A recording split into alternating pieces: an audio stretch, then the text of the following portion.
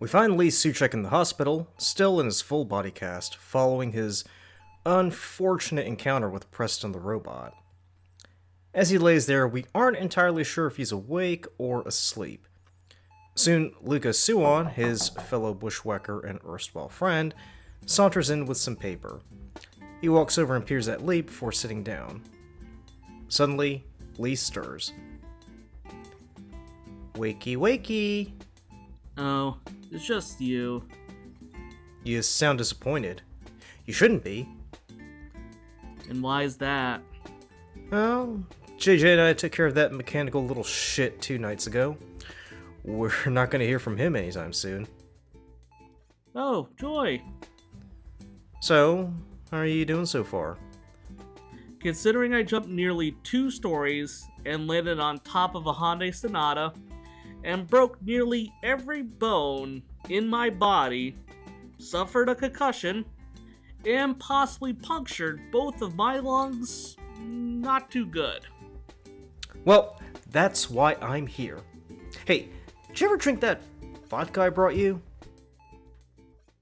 Can't really do much in here, in case you hadn't noticed. Well, didn't you start physical therapy yet? Dude, I just broke every bone in my body like 2 days ago. I look like the puffy marshmallow guy from Ghostbusters. How the hell am I gonna do PT? Oh, right. He looks around as Lee lays there. So, there's not much I could do, seeing as I'm, in a full body cast and as mobile as a sea sponge. So, while you're laid up, I figured I might as well show you what I've been working on here. He shows him his comic. Toilet Man? Yes. By day, he is mild-mannered insurance adjuster Dalvin Groban. But at night, he is the porcelain bowl of justice. Our story begins with the police surveying the latest robbery. Good God. The thief took everything. Even the famed Star of the North. Reputedly the rarest emerald diamond hybrid in the world. Yes, sir, but we have no idea as to who it may be. Not a clue? No, sir, not one bit. Or maybe there is. They turn to see Toilet Man standing there. Toilet Man! You came! Whoa, hold on. The police are actually happy to see a grown man dressed up as a toilet? Suchek, he is a very capable detective who has helped them on many occasions. Lee is stupefied. He is dressed as a toilet. Yes, hence his moniker, Toilet Man. Can I continue here? You seldom think these things through, do you? Anyway, Toilet Man examines the crime scene. Here's your clue you missed, gentlemen. A strand of hair. Darn. Can you believe we missed that? Using my special follicle spectrometer, this is a woman's hair. Wait. A young woman's hair. I see. Probably between the ages of 24 to 34. Middle Eastern in origin and very athletic. All that from a strand of hair? The follicle spectrometer is a very precise instrument, officer. Not one to be handled by amateurs. Everyone laughs. Lee stares at Luka. I reckon our culprit will strike the next exhibition of famous jewelry in 3 days' time. By Jove, you're right. The Nefertiti exhibition at the Gustafsson Gallery on Wednesday. Precisely. I'll be waiting for our culprit when she strikes.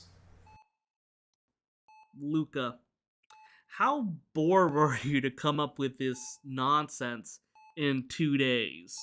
Oh, I've been working on this for a while. Hopefully I can pitch this to Netflix and they'll pick it up as an animated series. Why in God's name would they ever produce a show about a man dressing up as a toilet? I don't know, why did MTV finance a bunch of guys doing stupid stunts? I mean, nobody wanted to see Johnny Knoxville get knocked over by a bull, but we got a show in several movies. Ugh. Knew you'd use the jackass argument. Meanwhile, a few nights later at the Gustafson Gallery, we see the gala is in full swing. The police commissioner and the officer stand near the heart of the Nile, a heart-shaped diamond with one half being red and the other being blue. So far, so good, sir. Everyone's in position. Don't get too lax, boy. Something tells me things are gonna get dicey. Come on, Toilet Man. Be ready. Suddenly, a woman dressed in white appears with henchmen and they begin firing. Nobody move. We are here for the heart of the Nile. The woman approaches the case and smashes it and grabs the jewel. As she does, there is a thunderous crash and we see Toilet Man rappel down. He knocks out a few henchmen and grabs one and throws him into the bowl. No, no, no, no, no! For the love of God, have mercy! But Toilet Man doesn't listen. He flushes the henchman, who screams. The others watch and recoil in horror. Oh my God! What are you? Toilet Man burps. I'm Toilet Man, the porcelain bowl of justice. Wait just a second here. Ugh, what now? Didn't you say he was a man in a toilet costume? That was the implication, yes. Alright, follow up. How the fuck does a man dressed like a giant toilet flush another fully grown man down the drain? Details, suit check, details. Yeah, and I want to know, seriously, did he just come out of the back end or what? Does he have this huge ass drain pipe jutting out his backside? I suppose. I really don't draw people's backsides. Really? The thought never even occurred? No, Sushek, it hasn't. Not since we started this whole business venture. I would have time to draw people's backsides if we didn't have to deal with giant worms, fire demons, murderous robots, and witches running around Charlotte turning people into frogs willy-nilly. Oh. Well, when you put it like that... Anyway, can I continue here? I'm trying to tell a story that's supposed to make you feel better and forget you broke every bone in your body. Really? And here I thought this was another method of torture concocted by the lovely folks at Langley. Just so you know, this is torture. Anyway, it's over. Your jewel heist days are finite. Really, Toilet Man, I would have expected more from you. The thief removes her veil and Toilet Man recoils. No. No! Yes, my love. 'Tis I. The police chief walks over. Toilet Man, who is this? My former flame.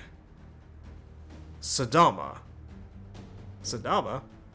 Yes, Saddama. She was originally conceived as a clone for the late Iraqi dictator Saddam Hussein in the 90s as a way to skirt UN regulations.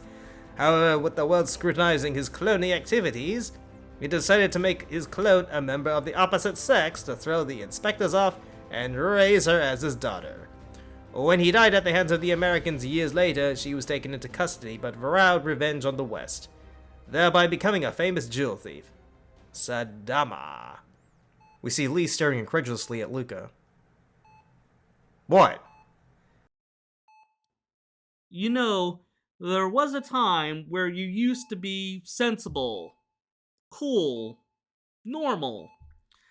What the hell happened that you conceived something so idiotic? I think it was genius. Anyway? No, I don't like where this is going. Stop, for the love of God, with this. It's bad enough I'm in physical pain. Now I'm being subjected to mental anguish.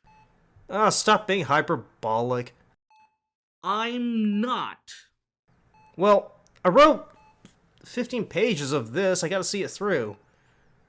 while he begins to cry. Anyway, where was I? Oh God, please make it stop. Where's the nurse? Get Nurse Ratchet into here. Anything is better than this. Join me, Dalvin, and we can be partners in crime as well as lovers. I'm sorry, Sadama, I love you, but our paths diverge from here. I must remain a beacon of hope and justice in the world. But why? The world hates and misunderstands you. Not like me. She strokes his toilet bowl. You know that night in Karachi, after you thwarted my assassination plans on that general?